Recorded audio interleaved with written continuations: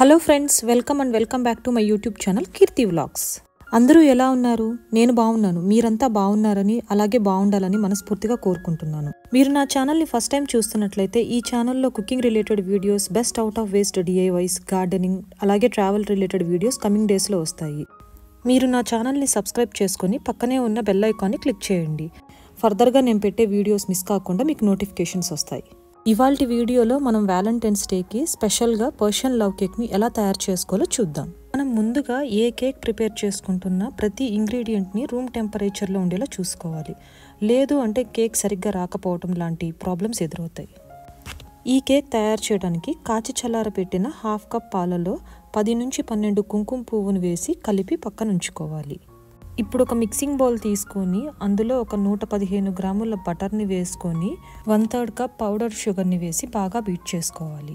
Powdered sugar అంటే ఏమీ లేదండి, మనకు మార్కెట్లో దొరికే షుగర్ ఉంటుంది కదండి, దాన్ని తీసుకొని మనం మిక్సీ పట్టుకుంటే అదే మనకి పౌడర్డ్ షుగర్గా తయారవుతుంది. నేను ప్రిపేర్ చేస్తుంది ఎగ్లెస్ కేక్ కాబట్టి కండెన్స్డ్ మిల్క్ ఒక 200 గ్రామ్స్ యూజ్ చేశాను. నేను యూజ్ చేసింది వచ్చి అమూల్ది, మీరు వేరే అదర్ బ్రాండ్స్ అన్నా యూజ్ చేయొచ్చు. ఒకవేళ మీరు ఎగ్తో కనుక ఈ కేక్ని ప్రిపేర్ చేయాలనుకుంటే స్టార్టింగ్లో 1/3 కప్ షుగర్ బదులు మీరు 1/2 కప్ షుగర్ని యాడ్ చేసుకొని 2 ఎగ్స్ని వేసుకొని డైరెక్ట్గా బీట్ చేసుకోవచ్చు. ఎగ్స్ వేసి కేక్ చేస్తే కేక్ అనేది బేక్ అయ్యేటప్పుడు బాగా రైజ్ అవుతుంది. కండెన్స్డ్ మిల్క్ అనేది ఎగ్కి సబ్స్టిట్యూట్ లాంటిది. మనం ఎగ్లెస్ కేక్ ప్రిపేర్ చేసేటప్పుడు కండెన్స్డ్ మిల్క్ యూజ్ చేస్తే బేక్ చేసేటప్పుడు కేక్ అనేది బాగా రైజ్ అవుతుంది. ఈ కేక్ ప్రాసెస్లో ఇప్పుడు మెయిన్ స్టెప్, ఈ ఎడిబుల్ రోజ్ వాటర్ని 1 టేబుల్ స్పూన్ యూజ్ చేయాల్సి ఉంటుంది. ఈ స్టెప్ని మాత్రం అస్సలు స్కిప్ చేయొద్దు. రోజ్ వాటర్ని యాడ్ చేయడం వల్ల కేక్ టేస్ట్ అనేది బాగా ఎన్హాన్స్ అవుతుంది. ఫైనల్గా ఈ రోజ్ వాటర్ కూడా మిక్స్ అయ్యేదాకా బీట్ చేసుకొని డ్రై ఇంగ్రీడియంట్స్ని యాడ్ చేసుకుందాం. ఇప్పుడు ఒక స్ట్రైనర్ తీసుకొని 1 కప్ మైదా, 1/2 కప్ ఆమండ్ పౌడర్ని యాడ్ చేసుకోవాలి. ఆమండ్ పౌడర్ ప్రిపరేషన్ పెద్ద కష్టమేం కాదండి. కొన్ని బాదామ్స్ని మీరు మిక్సీలో యాడ్ చేసుకొని రవ్వగా మిక్సీ పట్టుకుంటే అదే ఆమండ్ పౌడర్. ఇప్పుడు ఇందులోకి ఇంకొక మెయిన్ ఇంగ్రీడియంట్ ఇలాచీ పౌడర్ 1 టీ స్పూన్ యాడ్ చేసుకోవాలి. ఫైనల్గా 1 teaspoon baking powder, 1/4 teaspoon baking soda, చిటికెడంత ఉప్పు వేసి బాగా జల్లించుకోవాలి.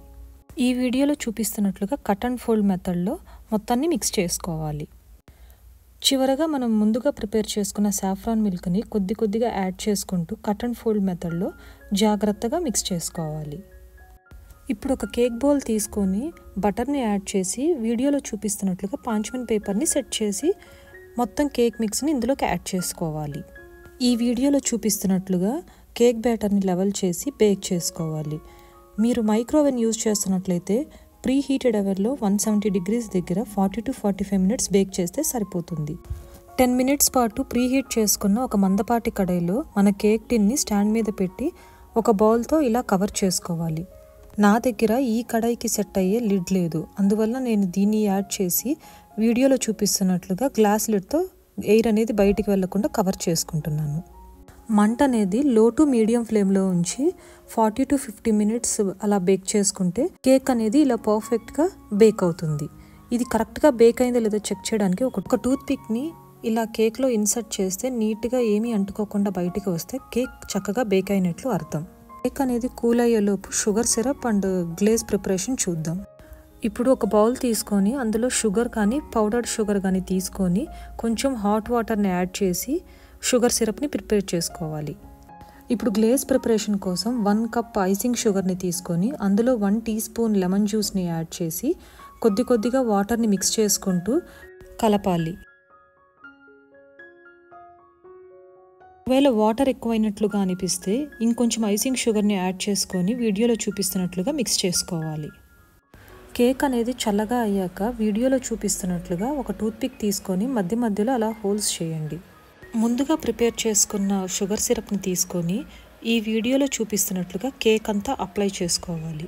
కేక్ని ఒక ప్లేట్ హెల్ప్తో వీడియోలో చూపిస్తున్నట్లుగా డీమోల్డ్ చేసి పైనున్న పాంచ్మెంట్ పేపర్ని రిమూవ్ చేసేయాలి. వీడియోలో చూపిస్తున్నట్లుగా ఒక నైఫ్ హెల్ప్తో పైన లేయర్ని నీట్గా తీసేసి ఫ్రంట్ సైడ్కి టర్న్ చేయండి. కేక్ డెకరేషన్ కోసం కొన్ని పిస్తాస్ అలాగే డ్రైడ్ రోజ్ పెటల్స్ తీసుకొని ముందుగా గ్లేజ్ కోసం ప్రిపేర్ చేసుకున్న ఐసింగ్ షుగర్ మిక్చర్ని వీడియోలో చూపిస్తున్నట్లుగా కేక్ మీద అప్లై చేసుకోవాలి. ఫైనల్గా పిస్తాస్ అండ్ రోజ్ పెటల్స్తో డెకరేట్ చేసుకుంటే మన పర్షియన్ లవ్ కేక్ రెడీ.